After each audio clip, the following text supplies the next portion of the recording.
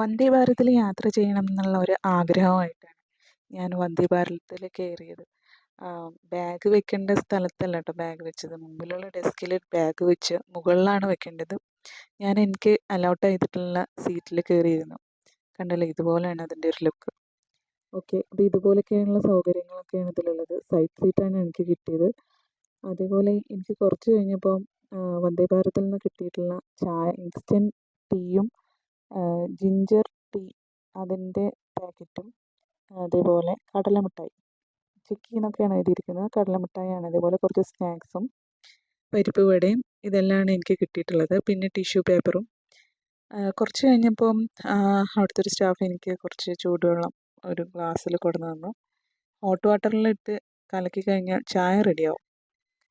ചായ ഈ പ്രകൃതിയൊക്കെ ആസ്വദിച്ച് ഇങ്ങനെ ഇരുന്ന് കുടിച്ച്, ഇതിൻ്റെ ഒരു പ്രത്യേകത എന്താണെന്ന് വെച്ചാൽ കുറഞ്ഞ ഒരു സമയം കൊണ്ട് നമുക്ക് നമ്മളുടെ ഒരു ഡെസ്റ്റിനേഷനിൽ എത്താനായിട്ട് പറ്റും എന്നുള്ളതാണ്. നല്ലൊരു യാത്രയായിരുന്നു കേട്ടോ.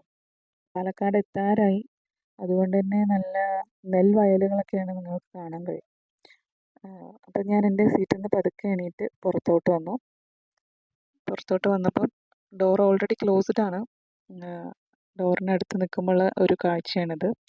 ഇപ്പോൾ നിങ്ങൾക്ക് ഡിസ്പ്ലേയിൽ ഈ ട്രെയിൻ എത്ര സ്പീഡിലാണ് പോകുന്നതെന്നും എവിടെ എത്തിയെന്നൊക്കെ കാണാനായിട്ട് പറ്റും. കണ്ടല്ലോ. ഓക്കെ, അപ്പോൾ ഇതിൻ്റെ സ്റ്റോപ്പ് എത്താറായി. നല്ല ചീപ്പായിട്ടുള്ള ഒരു എമൗണ്ടിൽ പോകാൻ പറ്റുന്ന നല്ലൊരു ജേണി നമുക്ക് വന്ദേ ഭാരതിലൂടെ കിട്ടുന്നുണ്ട്.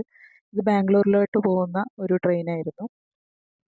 നല്ല സേഫ് ആൻഡ് സെക്യൂർ ആയിട്ട് പോയി വരാൻ കഴിയുന്ന ഒരു യാത്രയായിരുന്നു.